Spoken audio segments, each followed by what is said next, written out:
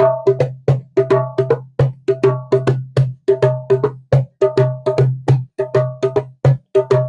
chat nuffy. Yo, are we run chat na run we? You done know. Yes, welcome people for part 2. We're here again. We are chatting Nuff right here, right now at the studio. And I've got 3 special guests joining me on the podcast. So, we're going to they're going to introduce themselves and, of course, tell us your ages and a little bit about yourself. Yeah, because I know you all chat Nuff. So just a little tiny bit. Go on, you're first. Oh, no pressure, Kat. You're first. My name's Macy. I'm part of Arawak. I'm 20, so I am the youngest of the bunch. Not saying they're all old, but I am the young one. So I don't know what else to say. Sorry, I didn't know we had to talk about ourselves. That's it. It's alright. That's it. It's fine, yeah. It's fine. Mummy, it's your go. So, Mummy, that tells everything, doesn't it, really? So, my name is Cheryl Donaldson. I'm one of the Arawak executives, I suppose. And I'm all like dirt. Oh, And I'll gosh. tell you exactly how old the dirt is. Suffice to say, I'm a grandma. Yeah. Yeah. I'm done with that. I'm done. You know. Okay. I am Davina. My age bracket is between 25 between 25 and 45.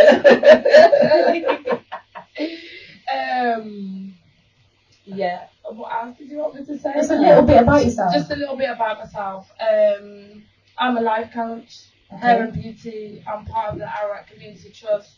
I'm a Lawalo owner.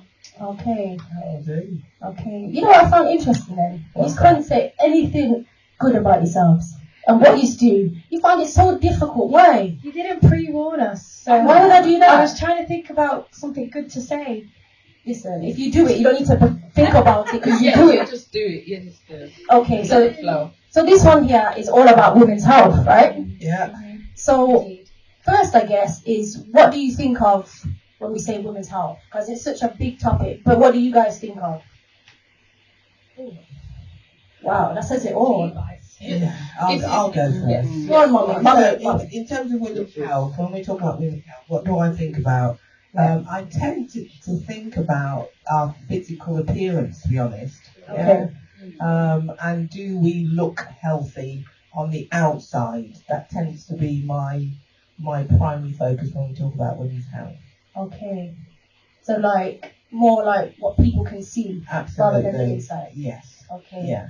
I used to, and I still do, but I think lately I've been more conscious about the inside and working on, because guys, even like vitamins and different stuff that's going to help inside and outside can be good too.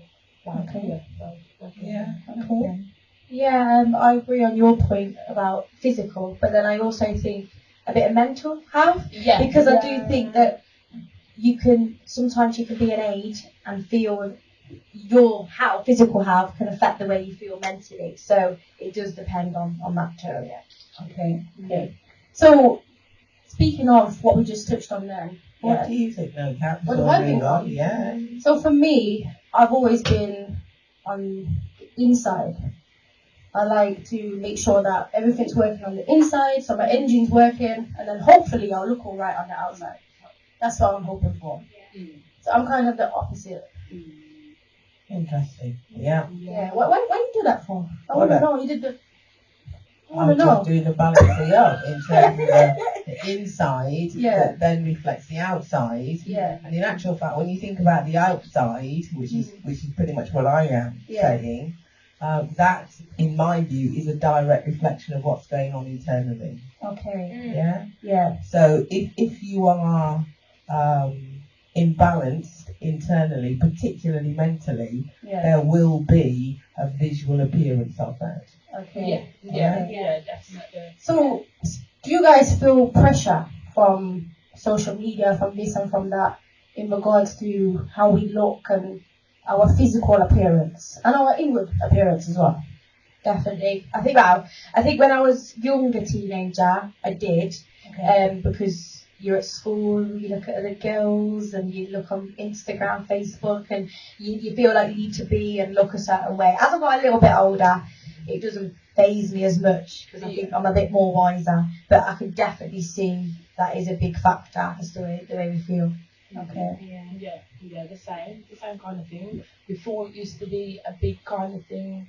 I've always been into fitness as well though, so but as I've got older, it's not so much for other people's view, it's about how I'm feeling and how it's going to help me later on in years, because like I said, that age bracket is it's stretching now. So what about you, Mummy? Because Stretching. I mean, Well, for me, in terms of social media and the impact that has on me, I'd have to say zero. Because, I was joking earlier on about being nearly as old as dirt. I'm 60 odd, yeah? So, in actual fact, I retire next month. oh yes. The proper retirement age, as they say. I suspect I won't be retiring. But social media has no impact on me as far as my physical appearance is concerned. But equally, I'd have to say that that's largely because I am blessed with particularly good genes. Yeah. Because if I look at other people of my age, I would argue that, I don't really have to worry too tough about what I look like outside. So no. Back in the day, we, as black women, were always measured against white women in terms of the external beauty, the aesthetics of kind of what goes on. And I'll even go as far as, being, I am particularly blessed with a ledge, arguably. Everybody knows about the ledge, right? So as a youngster, I actually used to really do my best to try and hide the ledge, because physical beauty back then was all about being flat. You had to have a flat body. You had to have a flat everything. And it was like, oh my God. And the clothes that were made never fitted. Yeah. So you bought clothes that would fit the ledge, and then the waistband would be about 60 inches too big around your waist. Yeah. So there was lots of things when we were a lot younger. But as I have matured and got much older, obviously, I now kind of think, you know what, black is beautiful, and you have what you have. Can you just say that again for the listeners? Black is just so beautiful, There we go. and that includes the ledge, which Yeah. most of us have. But you mentioned that, right? Yeah. And as of recent years, people are getting cosmetic surgery to have that ledge you're talking about. That, yeah. So now you see that. How does that make you feel? Now that I see that, it just makes me think, I wish that we had been more accepting of what we had. Yeah. To be honest, you couldn't really do anything about it, to be fair. I'll tell you something actually. My mama, actually, at age 13, 14, something like that, my mama, because of this thing about how clothes were made and kind of what people actually considered to be good looking and the clothes that you wore, she actually bought me a Playtex panty girdle. Oh wow. Yeah. She actually bought me this Playtex panty girdle, and in those days the women were wearing them to keep their stomachs flat. Yeah. Well, as I did a lot of sport, my stomach was flat anyway, but it was to squeeze in your ledge so that it actually fitted into clothes. And they were the most uncomfortable things on this planet. They cut into your groin and all this stuff. It was horrible, absolutely awful. And so you kind of got to the stage where I was making my own clothes to make sure that things did fit. And altering trousers, Wranglers particularly, I remember you had to cut out this great big square out the back in order for the thing to actually fit. But now, people are paying a fortune to actually have a ledge, yeah? So I'm kind of thinking... And some of them look terrible, right? Have you seen that? Yeah, because and dangerous. They got the ledge, and then they got these little chicken legs that kind of looks a little ludicrous, really. Scary. Wow. Charlene's doing some mad signs. What are you doing? I said the big one and the two little. And the two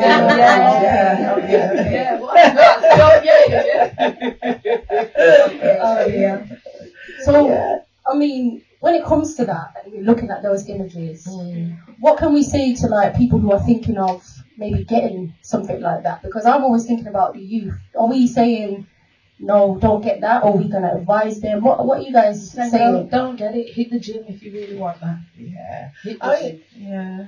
But bottom line is, you're born with what you have, right? And you have to go with what you have and make the most of what you have. There's no amount of plastic surgery that's going to make you look like somebody else, because that somebody else is not you. Yeah, exactly. yeah. Exactly. So And when just you be thankful for what you got. Yeah, and learn to love yourself Yeah. for what you have, and then any improvements is like a bonus instead of anything else. So Yeah, I would say that. Oh, so I watched a video on this actually. I love watching videos on all this, and women going to get certain work done, and they said a really good thing. It was, you've got to love yourself, yeah, but then you've also got to weigh up the risks, because we haven't spoke about that as actually the dangers of getting this done. So is what you think beautiful worth the risks of that? Yeah. So that's also what's got to be analysed too. Yeah, I hear that. Yeah. And you mentioned the word there, beautiful, what we see. Yeah. So when we look at ourselves and what we see, how do we measure beautiful? Yeah. So how do you guys measure beautiful? Yeah. My dad's always told me I'm pretty, so I just take it. Yeah. And just, and yeah.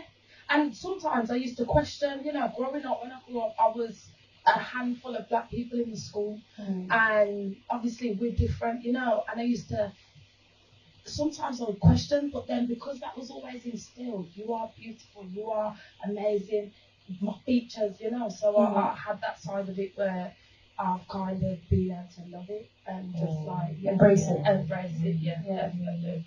What about you, Mommy? You're really staring at me. I know you're ready to say something. I think things have changed significantly from when I was little. Well, I say little, when I was a youngster, and certainly as a teenager, going upwards, when things like beauty was really important, where you wanted to fit in and you wanted to be the in thing, yeah? And there were so many things that impacted my perceptions of myself as far as beauty was concerned. And we make a lot about the images that we see. So what we see, and as far as TV was concerned and magazines were concerned and all of that kind of stuff, outside of magazines like Ebony that was specifically aimed at young black people, what we actually saw was Farrah Fawcett Major and all that kind of stuff, and you did all sorts of things to your hair to make it look a little bit like that. My papa always used to say to me, Cheryl, you'd always look good in a cockles bag. And that is like a sack, right? Now, that was wonderful for him to say that, but the reality was, for me, it was like, Papa, thank you, but actually that's not society. And it certainly wasn't reflected in as much as the guys that was going out with girls and all that kind of stuff. It wasn't me, they were going out with what they were also seeing as the perception of beauty, and things changed enormously around the Black Panther movement, where afros became the thing, natural beauty, without wearing any makeup, which I wasn't allowed to wear anyway. But it was all about being conscious of who you are, your skin tone, your hair, and accepting all of those things. So for me, subsequently, you'll all know I very rarely wear makeup, and I am very accepting of myself as the years have gone by. And then we go back to the body thing in terms of your physique, and just kind of accepting what you have, and whoever don't like it, that's their business. That's it. But I'm going to ask you guys a question now. You can answer it or not answer it. But do you guys ever judge anybody else for how they look? All the time. Okay. all the time. Did you see how them two look at you? Like, tell me what you think. So what do you specifically judge on? What do I judge on? Yeah. I actually judge what? I mean, anybody who says that they don't judge is lying. That's what I asked you. If you do not say honestly, when you see somebody, you make a judgment about that individual, So I will look at somebody and, like it or not, you make a judgment about how they present themselves, yeah? So if you have somebody, in my view, who's wearing one whole heap of makeup and all that kind of stuff on a daily basis, my own view is that they've got a thing about what they actually look like. And Shah, you're talking nonsense because you only do that for carnival and stuff, right? Hold on a second. Charlie, come here. Come here. No. Come on. Come here. Stand there, then people can know who Charlene is. When you say Charlene, And then what's the leg? What's the leg? She have legs behind the There you go. She has an amazing legs like the rest of us. Yeah? So, the legs there, you are seeing move. Anyway, so as far as my judgments are concerned, yeah, it is about the external. We go back to what I talked about, what you see externally, and in my view, somebody is presenting something which is artificial, shall we say, because it's got lots of additions and all that kind of stuff. It actually does say a lot about the individual, and a lot of the time I look at people and say, oh, you know, you're poor thing. Your self-esteem is not high, it's not great, because you're not happy with what you've got, so you're trying to compensate with, you know, trail a load of makeup and all kind of something. Yeah, so it's something that I believe you just do it. To say that you don't do it's a lie. So, Davina, because it's a lie, remember? Mummy Yeah, just it said is. it. So you know what, and this is because it's recent. I was having a discussion about how a lot of people, well, a lot of women now are having a lot of work done, and they're looking like Pete Burns. You know who Pete Burns is? Listen, Pete Burns, the jaw coming like this, the lips them come out. It was like his brother years ago, but his jaw, everyone's going for this shaved jaw. It looked like it's shaved down, and then his big lips, and it's just like, the Pete Burns look is not the one. Wow. It's not the one. What about you, Macy? Because you are the youngest, right? Yeah, So I feel like I agree with Cheryl when you said you sometimes feel sorry, not in a patronising way, but sometimes you feel sorry. But I do think, I don't know whether it's a younger thing, but because you see a lot of social media, a lot of young people are like, let them do them. You know, why do you care so much? So I do agree with you, but then at the same time, it's like, you know, the whole don't judge a book by its cover, you know, just let them, why is it affecting you? Like, if you have to make a comment to other people, have you seen what they look, why do you care? So I see a lot of that online, kind of, you know, I choose to have this done, I choose to do this. If you're talking about me, then, you know, you've got time for me. So I do kind of, I'm a bit on the lines of that too, whereas sometimes I see things and it's just, same stuff, different day. Well, you see, the thing is, in terms of judgments and sort of saying you're sorry about, or you feel some kind of empathy, sympathy towards them, is that unfortunately in this society, particularly as black people, black women, one black person will impact and determine how other people react to another black person. So if that particular person, in my view, that needs all of this stuff all over them to make them look different, another person looking in on them will make that same judgment about somebody else. Does that make sense? Yeah. So it is not just about you, it is about the impact that you then have on other people. It's a bit like, I mean, we're talking about makeup now, but we can also then talk about educationally. If somebody achieves this, does that mean that for this other person? Athletics-wise, if this is this person, what impact does that have somebody else? There's a knock-on effect on everybody. It doesn't mean that you have to make a comment about that individual or talk about them.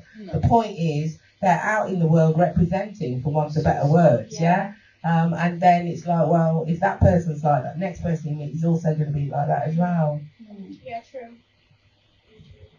It's very rare I'll say to somebody, you're poor thing, you feel sorry. Because you know, it's not something that you say, you just look up for. Absolutely, and but what it does for me, it will make I will make an internal decision whether I interact with them, number one, Yeah. and two, how that interaction is actually going to take place, whether it's going to be a deep conversation about X and Y, or hello, baby, you look alright, see you look later. I think that's the sort of thing. Interesting. Okay. Yeah. So do you think when it comes to that, it's different for us as black people as opposed to Caucasian people in regards to women's health, how we see each other and so on? Yeah, there's a big difference. And on Monday, I was doing a talk with black women, provided by healthcare, social, and talk about the struggles that we have to go through as black women. The main thing is they think that we're stronger. They think that we can do this. But some of the stories, the stories that I was hearing from these women, and some of them they're midwives and stuff themselves, so they're professionally trained, but also their experiences as black women it's scary though sometimes. So have you guys faced any of this in regards to people thinking you're strong, pain threshold, etc., etc.? Even with money. Tell us. When I originally dislocated my knee, I went to the doctors and I said to him, this is what's happened. I explained somebody was at the gym to push it back in, and he looked at me and he said, "You look all right. I'm gonna book you in for a scan, and if it gets any worse, come back, and if not, just wait for the scan." And I said, "Okay." And I'm thinking, "Yeah, I'm all right." And then in ourselves, we do that. Oh, we've got to keep going, keep going. So I kept going, and then come to the race. I said to the kids, "I'm not running because of my leg." They said, "Please." As soon as I heard that, "Come on, Mum," that kicking. And then I woke up. I was in agony. I went to the hospital and I said, "Listen, I can't take this pain." Explain what happened. They said you should have been sent in straight away. The nurse said. She said the thing is he probably looked and thought, "Oh yeah, you're fine." Not realised, she said genetically it's proven that we do have a stronger pain threshold. But she said that's why we get disregarded for a lot of things. And then now, see me, cast everything. So it's and that's recent. Yeah. But when I was speaking to the health professionals, they're saying one lady 45 years ago experienced it. So it's like, how are we gonna make that change, guys? So what do you think about that, Molly? To be honest, I cannot identify a specific occasion where I would say I was treated differently according to pain thresholds. Okay. Largely because probably because I do have quite a high pain threshold, in as much as the determination outweighs the pain. And that could be said for all of us, to be honest. So on a personal level, I probably couldn't. I mean, obviously, I've read many reports that sort of talks about how we are treated differently as far as pain is concerned. But on a personal level, I can't say that there has been any instances. Yeah. How about yourself, Mason? I haven't. Whether it's an age thing, never really been in medical settings myself. That's good. I've been quite lucky. I've never really experienced anything. But again, I do watch a lot of news, and I have watched a lot of like news articles where black women have gone through things like what we've mentioned. So I have seen and heard a lot about that. Because I think one of the recent reports I've seen is about when, especially black women are in labour. That's literally the one that I see. And they kind of just dismissed. And obviously Charlene saying she has complications can happen. I feel like Charlene, you want to come and say something? Come on. Charlene's coming now. Every voice needs to be heard. Come on, Charlene. You've got a story for us, which is good. You can, it's alright. We're strong up, we're strong. You need the doctor to say we're strong, come here, sir. Oh gosh. This is exactly what we're talking Come about. sit on the good leg, sit on my lap. Watch the ledge. Oh gosh. I'm like, on the good leg. Yes, I have. I've had an experience when I had my first daughter. Okay. So when I had my, I'm not going to say her name, my Eve, I tore quite a bit afterwards. Okay. So I had the doctor come in to do his stitches. Yeah. And he decided to tell me I wasn't, because I was expressing that I could still Yeah. I could feel every stitch he was doing. Oh. And he kept saying, no, you're not distinguishing between pressure and pain. And I'm saying, no, I can literally feel everything. You'll do every touch, everything. He still completely decided that, no, you're not feeling that. It's just pressure. Yeah. So I kind of assaulted the doctor, kicked him across the room. Come on, let's give a round of applause. No, just stop. I basically said, how's that for pressure? Yeah. He numbed me again Yeah. for that. I had a similar experience with my second milk tea, where I hemorrhaged. I was bleeding out, and the doctor again told me, it's just pressure you're feeling, it's just pressure. And I'm saying, no, it's everything. At this point, he had his whole... Wow. And telling me it's just pressure. And I'm like, no, God. it's pain. I ended up hemorrhaging even more. Oh my and being goodness. rushed into theatre. So those are my experiences. So yeah, it does happen. So you know what, Charlotte? You've faced it, so have you, Dee. How do we get this voice out there? Because, okay, we might have a stronger pain threshold in some aspects, but the stories that you guys have just said is not right, surely. So how do we... We have to keep talking about it. Okay. We have to keep talking about it, because I think some, especially when it's an experience like you're giving birth, or you know that it's traumatic enough, and then you're trying to deal with this newborn baby, and then it kind of gets brushed underneath the carpet, and things need to be spoken about more. I think things like this, we need to keep it going, keep it active, because there's not a lot of people that are talking about the things that really matter. So that's How about you, Charlie? You're smiling at me, so... I'm just like, you've probably seen me fiddling. I'm fixing the mic. But definitely, because not just physically, it mentally affects you. Yeah.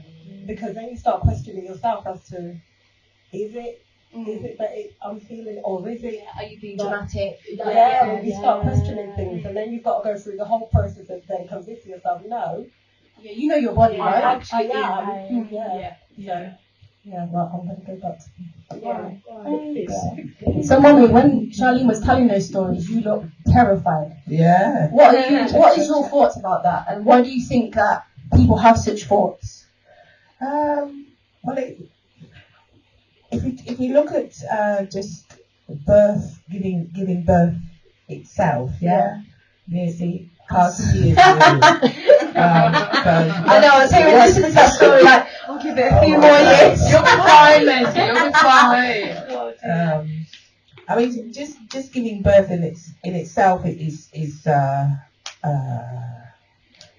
put it this way, me have one.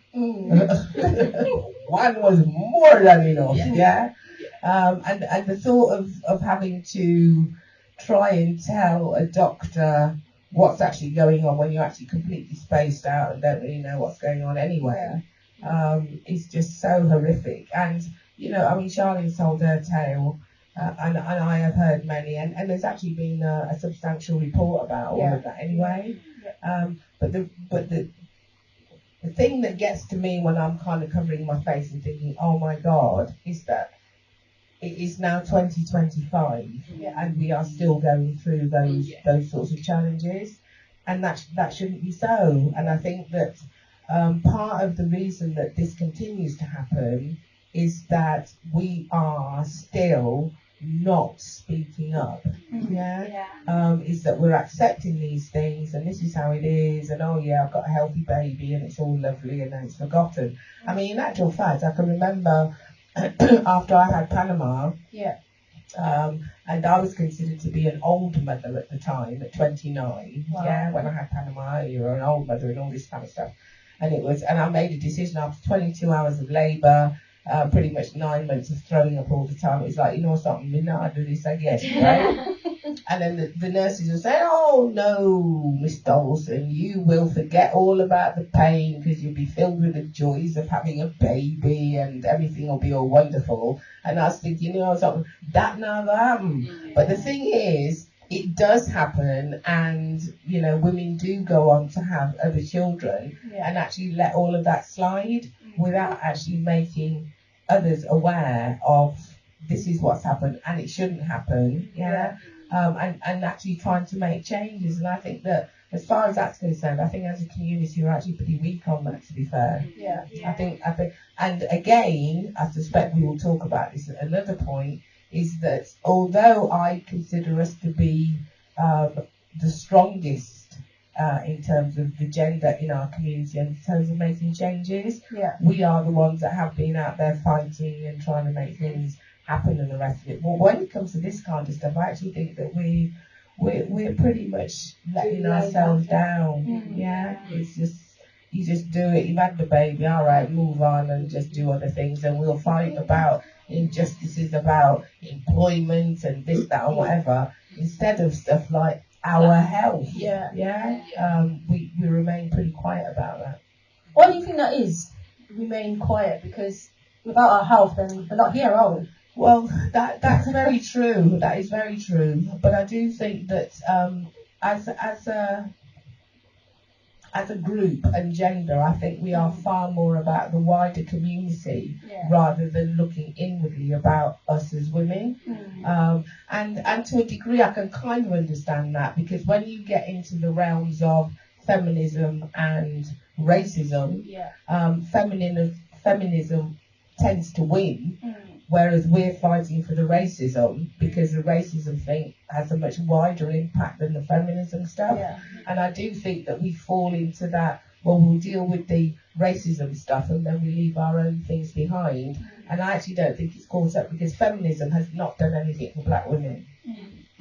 It hasn't. Say that again. Just so I want. Feminism has not done anything for black women. Boom. Got the mic now. Drop it. So, speaking of yourselves, what do you guys do to maintain your health? Gym. What does that mean? Like exercise. And I feel like, again, maybe you could have poor health at any age, but whilst I am young, I'm trying to always just keep that bit of physical fitness, which hopefully I will do until, I can barely walk. But at the moment, I feel my best mentally and physically when I get a bit of exercise in, even if it's 2 times a week, 3 times a week, sometimes only once. I just feel better once I've done that. And a lot of people say, exercise makes you happy. Releases them endorphins. It does.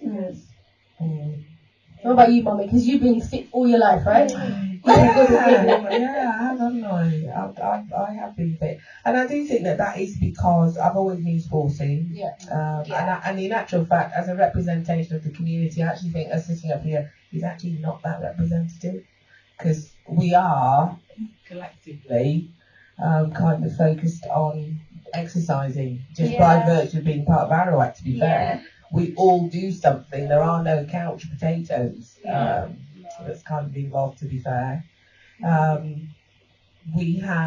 I have always been doing athletics. I did national stuff, county stuff, hockey, netball, basketball, you name it, I've pretty much done it. And then after leaving school, I maintained that in terms of club stuff, in terms of the athletics club, and I have also done the gym, the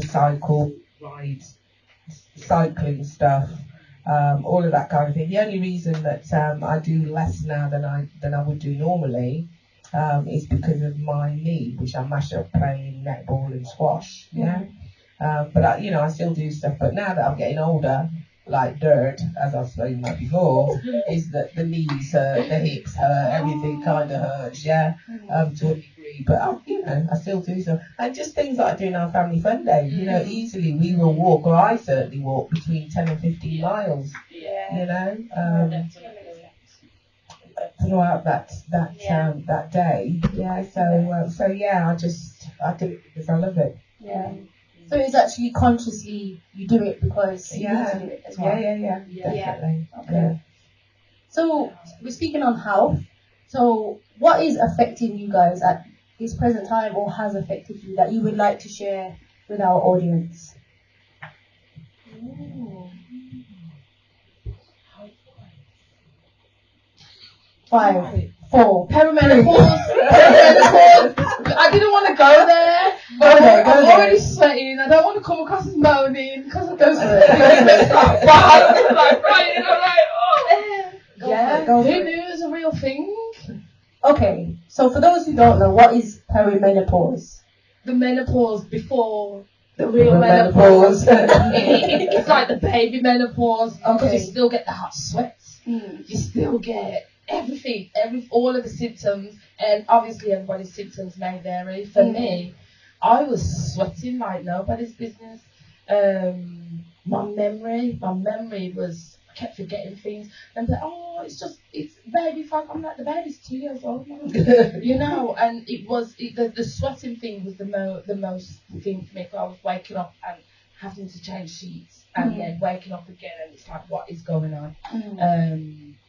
And I went to the doctors. I said, something's not right. They said, oh, you know, you've had a lot of children in a short space, you'll be fine. And I said, please can you do the blood test again? He said, oh, try this and try that. And then I had to go back with all of the women in my family are nurses.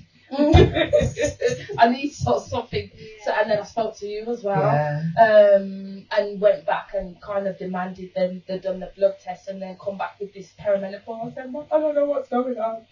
But it's not easy, man. So, did you notice any physical changes in the sense? I know you said sweating, but Like physically, I felt like I get tired quicker. Okay. Because I'm quite active, but it was tired where you feel drained, tired. Okay. Yeah, that was that. Apart from sweating, that was How about you? Me? Lord God. Tell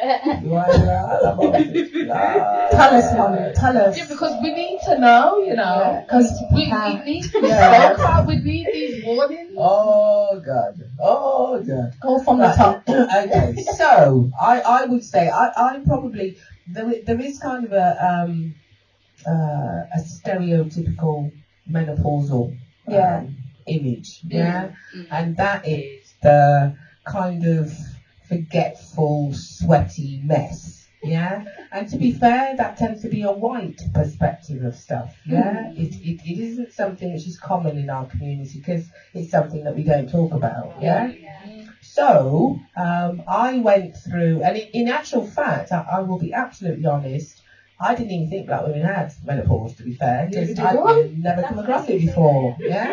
I hadn't come across it before until I got it, or until it happened to me, because it's not a disease that you get. It happens to you, right?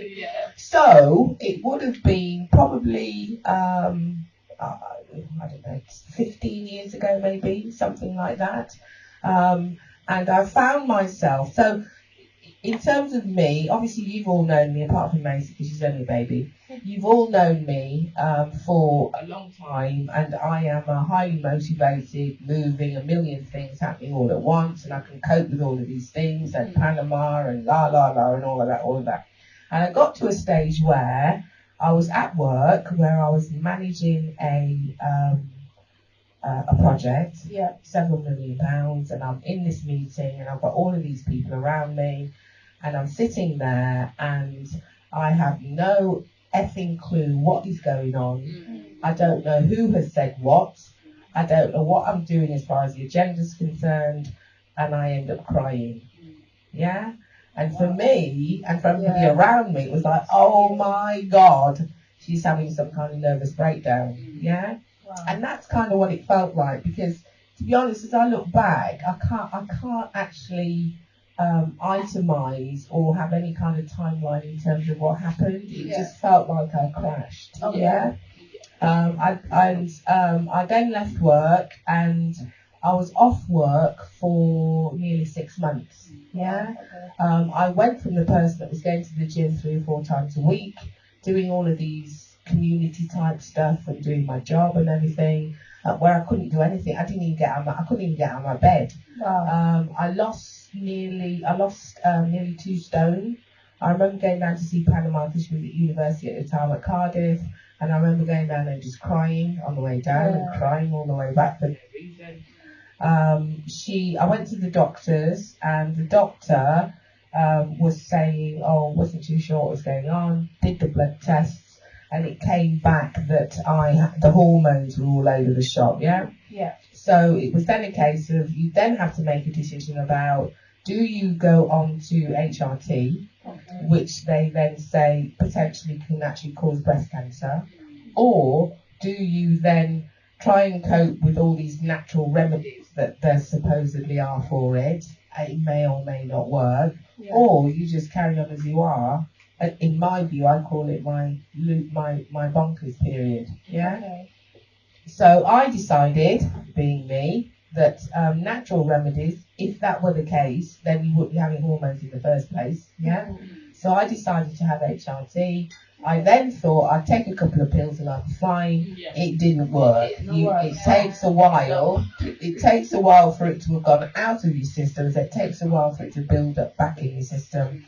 But at the same time, and on a really serious note, I actually got to the point where I was really suicidal. Oh, wow. I had these really, really dark thoughts about facing the rest of my life in this constant, the only way I can describe this really dark place where I couldn't see anything positive. I could not see myself as the person that I used to be before in terms of getting up and doing this and doing that kind of thing. And I actually thought, you know what, I'm just going to take my own life. Wow. And it was a stark and horrible time. The doctor put me on antidepressants. Okay. Panama had to come home from university because I was just like this big insect. Yeah. And I was just in a really, really horrible place. And people who know me, like Mikey and Clive, it's part of Arawak. I kind of disappeared, and then they got really, really worried and all that kind of stuff in terms of the whole thing. My best friend at the time, Cash, her and her husband were coming round with cornmeal porridge and all kind of stuff to kind of get me to eat something because I completely lost my appetite, hence the weight loss. Yeah. At one point, I could put my jeans on without undoing them. Wow. That's how much weight I'd lost. And it wasn't until kind of, as I say, I was off work 6 months, that it then kind of I started to get back to kind of where I was before. Yeah. And I didn't have any hot flushes. I didn't go through any of that kind of stuff. Yeah. It was, as I said, it was purely a mental thing in terms of what it did to my brain and my brain activities. My bonkers period, as I call it. That's interesting because, as you said, you expect the usual signs and symptoms that you hear of, like hot flush, but it seems more like a mental thing. Yeah. Obviously, I'm only 20, but it is, I see a lot about it. I watched something, and also talking about age, a lot about perimenopause and menopause is a big thing about when does it start. Yeah. I watched something, it was on TV. Do you know the girl, Tracy Beaker? I don't know her real name, but the character Tracy Beaker, she was on the news this week because she's going through perimenopause, and she was saying how everyone was kind of like, it can't be that because of your age, but actually it really was. And she was saying how she had her children and she felt so down. So it is a real thing. So it's good to notice the signs and symptoms as you do get older, I suppose. It is good to be aware of them. Yeah, not just getting hot. Absolutely. I mean, I did a lot of research at the time, and I went online, and there's some support groups that were on there. There were no other black women because we had little pictures of people. There were no black women on there. They had a support group which was in Leamington, and obviously that was like some distance away in terms of actually getting there. And I also had conversations with my various aunties and my mama and all that kind of stuff, and they were all fine. Nobody had gone bonkers. And it was the women's group in rugby, actually. It's some elders that I used to go to, and I talked to them about what was going on.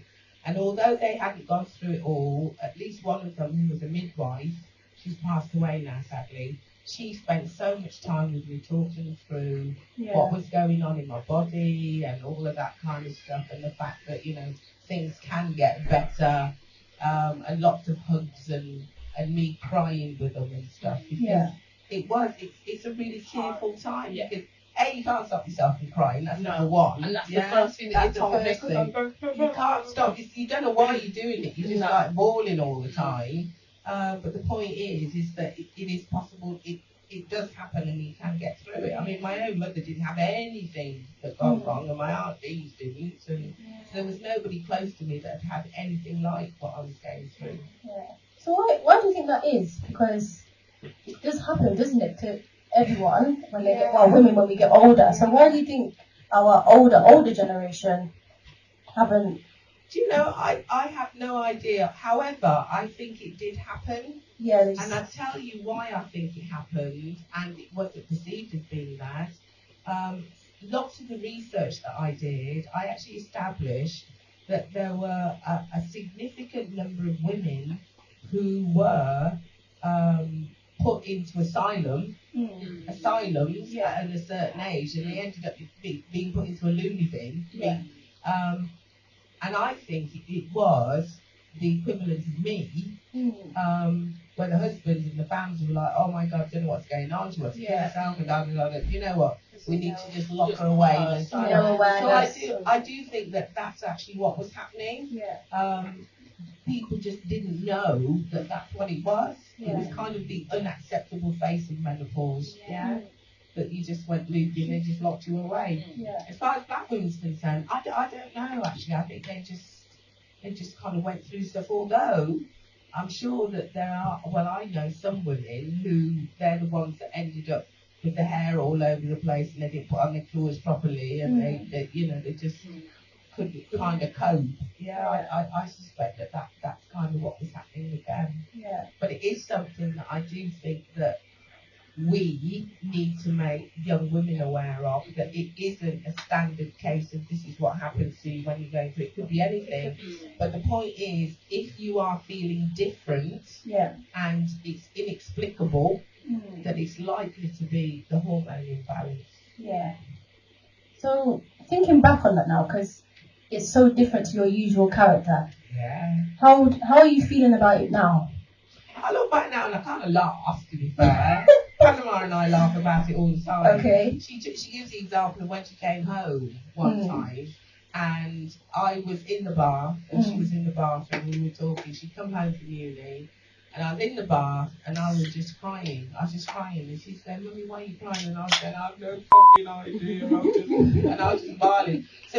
So we kind of laughed about it, but on a serious note, it actually frightened her to death, because it was like, who the hell is this woman who's like, you know, this is not my mum. And it's scary. So I look back at it as being a phase of my life that, you know, clearly I went through and come out of the other end. And it is about making sure that I talk about it to as many people, which I do. Anybody that wants to talk to you about it, I'm so I've spoken grateful to you about it. I'll talk to anybody about it, because it's important that you know that it could be anything from 0 to 100 in terms of the changes that it makes to you as an individual and to your life. I hear that. So basically, you just heard. You just heard 2 stories there. How are you feeling about it? A little bit scared. I mean, not that you should be. I'm not saying you should be scared of it. I know I'm not saying you scared me fully, but it is something to think about and to more notice. It's just more for me the signs and symptoms, as I was saying. It's not just being a bit hot, but actually realising, because we all have mental issues sometimes, but I question whether it might not just be stress at work. It could be that there's something wrong with my body and it's my hormones, and I need to go and get some support for it. So it's just being more aware of that. So it's something that I will think about as I get a bit older. And do you think, I know it's about women's health, but do you think our men need to know about it as well? Oh yeah, definitely. You all jumped in there. Tell me. Come, tell me. I think, like, I suppose men, they may think that you're being dramatic, or you're just annoyed at them, or, you know, that you might think that you're just trying to blame them for the way you feel, but actually they may need to. Do you think it could be your menopause, or do you think you need to go to? Do they ever say that? That's maybe, and it might actually help arguments and disagreements if they say, you know, you're not yourself. I think you need to go and get some support. So yeah. You see, you guys can't see this, but Richie pointed at Charlene. Charlene's about to. He's looking at the He's going. She's got the water ready. She's got the water ready. Sorry, Mommy. What was you saying? Yeah. No, I think it's really important that that men are aware of that. Yeah. Because obviously the individual can change completely to the person that they've been living with or seeing for the last 40 odd years. Yeah. And it isn't a case of them going whatever loopy or whatever. It is a health issue. Yeah. So I think it's important that they're aware of it. Yeah. And that's uncontrollable. You're not just waking up saying, "Oh, I'm gonna feel like this today, or I'm gonna behave like this." It's literally that's what nature's doing to you. Yeah. I hear that. Yeah. So, speaking of everything that you guys have gone through, how do we improve, or how do we help ourselves so that we can know what's going to happen next? We can either advise ourselves. What can we do? Wow, silent. Not silent. You have to. It's called Chat Nuff. Tell me, man. You have to kind of get to know yourself a little bit. Like I was given certain options. Okay. And I decided after speaking, and because it is the perimenopause, I decided I'm taking tablets called 5-HTP. Okay. Now I'm not taking them religiously every single day. They work for me as and when needed. So if I'm feeling a bit, then I can take a capsule, and they're in Holland and Barrett. It's not anything, and it kind of calms me. But what I've done for my changes is I make sure I'm drinking my water. I'm trying to eat a bit better and working out what's better for me health-wise, so I can try and help in other areas. Again, it's just talking. And, So has that helped you in regards to food and so on? I feel like it has. Okay. But more than anything, the talking has been the biggest thing, because when you're feeling like you're going crazy, and in the daytime you look and you feel fine, and then at night time it's like something else is happening and your mind is all over the place. I remember walking in and nearly breaking down because I'm like, I don't know what's going on, I don't know how I feel, I just didn't know. And when you've got someone to say, you know what, it's okay, then you don't know, and it's okay that you feel like this, and at some point I felt like this and this. That is the biggest comfort that you can have. So realising that it's just reality of life of a woman, guys, you know. We don't get it easy, you know. It don't stop. Tell us about it. It don't stop. Yeah. I think it is about women being more open with each other about stuff. Yeah. Okay. I actually tried to start a menopause group when I was running New Gen. Oh wow. Okay. And we had this one session and we talked about everything. And thereafter, I don't know why, it was almost like the individual that spoke about it. It was like, well, now I know what it is. I don't want to talk about it anymore. Okay. Yeah? So it just didn't happen. And I do feel that tends to be what happens. So going back to what I was saying, that once we kind of know what's going on with us, it's like, well, okay, that's what's happening. And then you forget about it. Because what you then don't talk about is then what happens subsequently. Yeah. So I went on to HRT. Some years later, the doctor says to me, I think you need to come off it because it could be causing all sorts of damage. And I say to him, does that mean my body started to produce hormones again? And he went, no. And I said, so why would I have to come off it? Because there's no way I want to go back to where it was before. But then when you do come off it, you can then find that you start to get other symptoms like sweating. Okay. You then have things like your bone density kind of reduces, and also you hair loss, all sorts of things. And again, in terms of knowing what's going on with you and your partner recognising what's going on with you, I think that's also really important. Yeah. So I think it's about us as women actually keeping those things on top of the agenda for us really, and for our daughters and sons. And it goes back to what you said about we don't really prioritize that. Kind of just push it down to the ground.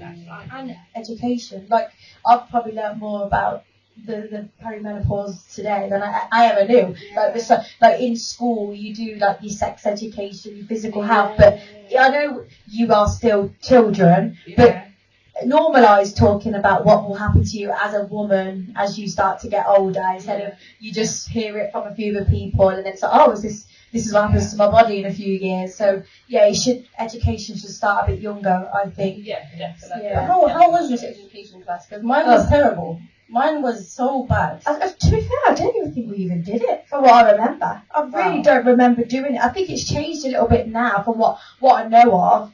They do sex education in younger years now. Probably the ones that got children, you might know what it's like with them being at school. But yeah, I don't remember much. I learned from my friends and online. That's the truth. You just, it's like Chinese whispers. You just, One was just like a weird video with a polystyrene thing. Yeah. And told to put a condom on it, and I'm supposed to know what that is happening there. Like, mummy's looking at the camera all like, what is going on? And you know, I don't know. Honestly, you do learn a lot from TikTok. I know some people don't like it. Hold on a minute. So you go on TikTok and type in sex education. No, what is going on? the amount of things, you could though. You could probably, TikTok's got everything. You could go onto TikTok and say, menopause. You could say, tell me about, and you'll have thousands of videos. So it's weird how, although social media can be bad for the younger generation, they have got access to more on there than probably what their teachers tell them or what's in their syllabus for education. Yeah. But you know what? I don't use TikTok, so for me, I feel like social media kills conversation. So I would rather ask mommy. I say, mommy, tell me about this, and this, rather than some video telling me how to put on the condom. Like, you know what I'm saying? It's an example. Davina's looking at me now. No, because we have to be mindful that we have that, but not everybody does. So that's why it is important for things like this, because for people who haven't got that, we can. Do you get what I mean? Yeah. And just talking about that stuff about how the hormones change you and lots of hair and stuff, we then go back to how you see yourself, and in terms of the levels of beauty, because obviously you don't stay young forever, and you do change physically as you go through time, and it's actually about recognising the different changes that you go through for what it is, and accepting your beauty at that time for yourself. Otherwise, you end up like these poor sods that go around having plastic surgery to raise this, that, and the rest of it. It's about accepting. Exactly. In terms of looking at yourself, this is what it is now, and accepting that as being your current level of beauty for where you are in your life. And you know, the menopause thing and everything will actually make those changes. So, I mean, first of all, you shaved your hair off. You just went for it. Hey, Wakanda forever, as we do. Wakanda. Yeah. So how did you come with that change? Because you had hair one day and then you just shaved it off. And I actually admire you for it, because not many people do that. Yes. And I feel like we need to know, how did you say, okay, this is my decision, I'm going to go with it? Right. Okay. So, I have.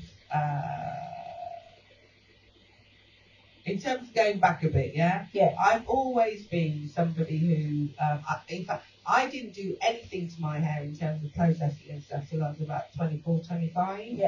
I mean, you used to straighten it for weddings and stuff, which I didn't really have much choice about, and then I went through a period of, you know, the curly perms and this, that, and whatever else, and so you do all of that, which was kind of, there was a part of me which was, I didn't want to conform to the European view of beauty, but then there was also this other side where, in terms of the corporate world and careers and stuff like that, you kind of went down this route.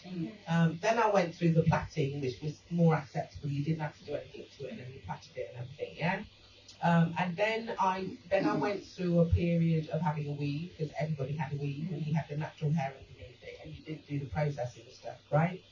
That didn't last long, because I couldn't stand the feeling of the tied up thing on your face and giving you a facelift every time you had it done and everything. It's just like, no. But what happened was that I was on HRT, as I spoke about. Now, what a lot of people don't realise is the impact that hormones have on your hair growth. You need all of those things to make your hair continue to grow and all that. And then when that stops, it has an impact on all sorts of other things going on in your body. And what I noticed was, and also after I'd had Panama, my hair was a lot thinner than it used to be. So, you used to have a lot thick here and all that kind of stuff, but it was getting thinner and thinner. And there's a part of me which is like, as I said, there's different phases in your life. It's you accept it. This is what's going to happen now. This is what's going to happen now. And no amount of hair oil and red lights and whatever else that's going on now is actually going to make any difference. And it's about accepting it. So I went for a long time, as you all know, I had my afro and then I had the bandana thing that was going on, and that was good for a period of time. And then it got to the stage where I thought, you know what, something, I'm sick of this, because you've got the hair and then it's like it's going thin and all this, and it's just, you look at yourself and you think, really? And then I just thought, sure. And I said to Curtis, and I said to Panama, I want to cut off I need it to cut off my hair. And Panama's going, yes, mummy, just go for it. And then I thought to myself, well, at the end of the day, why not? And it will grow. Whatever's there will grow back.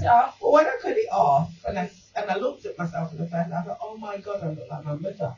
That was the first thing I thought. Okay, yeah. And then I thought, you know what, it's all right, you know. I love cutting off my hair. And I just thought, I love it. I can now just get in the shower and do whatever, and I don't have to do anything about, do I blow dry it, do I do this with it, do I tie it up, do I do this, whatever. And that's kind of where it was. You look good. Yeah, real good. But you forgot that it grows back sometimes, right? I did. That was the bit I forgot. I thought I'd cut it the one time and then that would be it. And then it's just like 2 weeks later, it was like, oh my God, what is that? It cut it again, you know? So yeah, that was my thought. That's how I felt. And I feel good for it, quite frankly. I love it. As I say, you're not the same age forever, and as you go and you embrace a new period in your life, it's almost like being reborn as something else. It's all good. It's all good. Wakanda forever, yeah? Wakanda forever. Forever. So we've got like about 5 minutes left, yeah? So what would you like to say? Some final thoughts, some advice for young people. What would you like to send out there to the world? Love yourself. That's Yeah, but there's been a lot. Everybody love themselves. So speak more, man. You can look in the mirror and tell yourself, I am amazing. I am fantastic. When you wake up, or if you're questioning yourself, doubting yourself, think about things that you love to do. Think about things that you enjoy, things that you are good at. And switch up. You gotta give yourself a break, you know, because we give ourselves a hard time in life. And it's good to be ambitious. It's good to be all of these amazing and great things, but sometimes it's great to be peace as well. To be able to be your own peace, and when your mind is at war with anything, to just be able to draw back and know who you are, you know. So love yourself, because when you do that, life seems a bit easier. It seems so much easier. You're not worried about, like Mama was saying, you're not worried about this, you're not worried about that, and you can just live, and that's important. Adding to your point, you said, love yourself, and a lot of people will say, well, that's easier said than done, because if you're in that dark place, or if you look at yourself every day in the mirror and think, I am not beautiful, it's easy to say. But one thing I do say, and it's weird because I am young to say this, but I always think life is too short, and I just think when you get older, you're going to look back and think, why did I waste so much time caring about what other people, or you'll look back at yourself when you were maybe younger looking and think, what did I think was wrong with me there? So I do think life is too short, and there's more important things like your family, your children, your friends, that, love is more important than you worrying about what you look like. So when you do say love yourself, don't just say that to yourself. Think about the more important things, and you'll realise that you're wasting too much time, worrying about what you look like. Yeah. You are beautiful. Ah, thank you, Macy. Words of wisdom, mommy. You're ready. I think for me, lessons that I have learned, like Macy says, when you look back over the decades, in my case, of the things that you thought weren't quite so good, like the Playtex panty girdle because my leg was too big.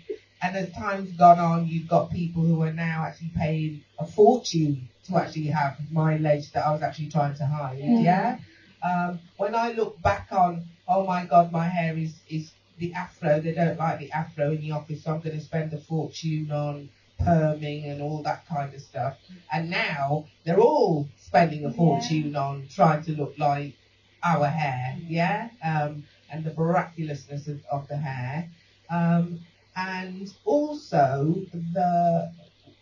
in terms of looking back, in terms of what you think you should look like for corporate world and the other world, it's kind of, well, actually, it doesn't matter. Nobody gives two hoots now. Yeah, You've got to be your true self. Absolutely. So it is about, and I know it's hard, and actually there is this thing about, oh well, if you love yourself, you're conceited and all this kind of stuff. There is a negative spin off to that. Yeah.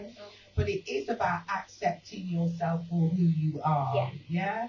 So this notion of the bleaching and the pumping up your lips, because that was something else that was always awful, rubber lips and liver lips and all that kind of stuff. And now everybody's pumping up them lips and looking like fish for something that we used to have. And it is, at some point or another, the things that we consider, particularly as black women, to be horrible things about ourselves, people are now spending a fortune trying to get it, you know? So it is about accepting what you have and what you've been blessed with and actually making the most of it. But one of the things I would also say, which is really, really, really important, is to find a handful, one or two people in your life who are perhaps older than you or the same age or something, people who you can talk to honestly and that can actually help you to grow and develop. I think that is just so important that you have those individuals in your life, that you can go to rather than trying to work it all out yourself. A lot of people have been there already. Even myself, I talk to my elders about stuff when I'm feeling dreadful. I go to Art Deeds and I've sat there and cried with her and all sorts of the different things that I've gone through in my life. They've got this life experience, haven't they? And they can reassure you that actually you think life is terrible now. Guess what? You'll come through it. It's not the end of the world. I think that is absolutely critically important that you do that as a young person. So when's your door open? It's been open to you for the last how many years? How many years have you been coming knocking? All the time. Well, there you go. It's open all the time. And as far as Arawak's concerned, outside of me, Cheryl Donaldson, the door is open all the time. All the time. So let's get ready. Have you got anything to say? You asked us. And Charlene, come on. What's your word? Me? What would you say to everyone listening? Me, I would agree with what Mommy said about getting people who are older than you. So all my friendship group, they're all older. So they're from 40 to 60, most of them. And I asked them some of the randomest questions ever to really serious questions. Sometimes we're on the phone for 2-3 hours. But I think it's important to have a network and try your best to call up somebody. Forget TikTok. Actually call somebody and say, I'm going through this, what am I going to do? Because the art of conversation is dying and we need it. Because I don't know what that video actually means unless I call Mommy and say, Mommy, what is this video telling me? Because we get different ideas and messages from these things. So I think it's important to have a network. And just like Mommy, my door's always open, so just not at night time. Because I need to sleep. What are you saying, Charlie? You're not getting out of it. Come back up here. Come on. Come, let me wheel the chair back here.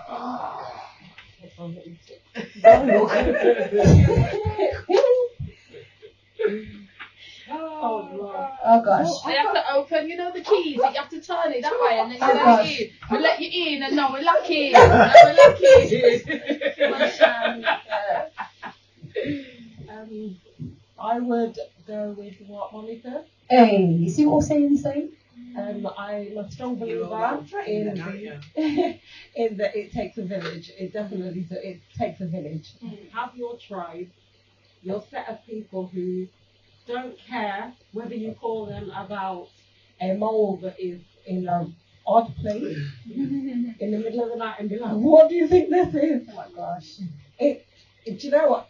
It's taken me till I am now 40. I'm doing a Richie. 42. I'll be 42. No, wait. Yeah, I'll be 42. Yeah, see this, the age. 42 this year. 21. 42 next month. And it has taken me to this age to realise that the friends you have when you're younger are probably not going to be the friends that you will keep. Because they won't understand growth. Some of them won't accept your growth. And some of them will dislike your growth. That's a big one. So have your tribe, have your set of people who love you regardless.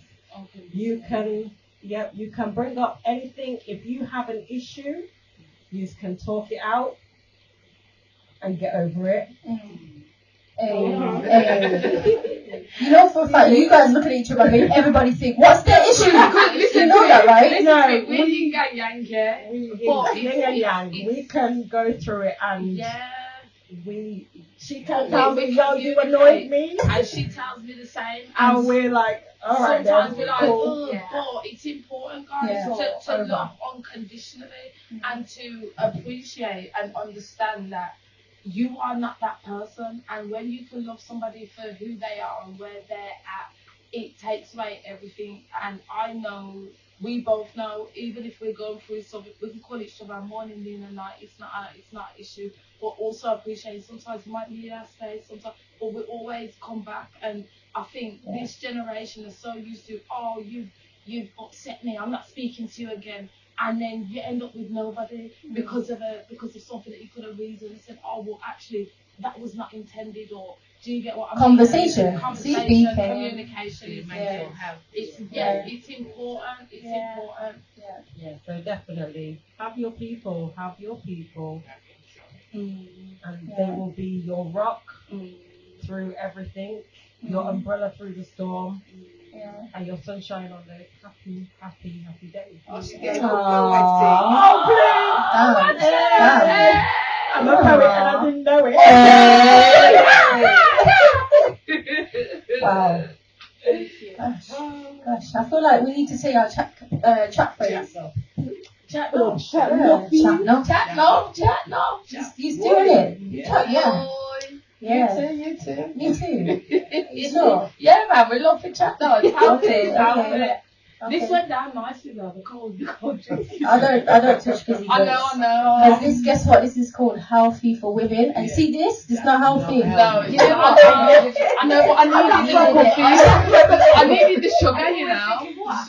Okay. So we're gonna say bye, right? Yeah. Bye, people. Peace and love, Bye, everyone.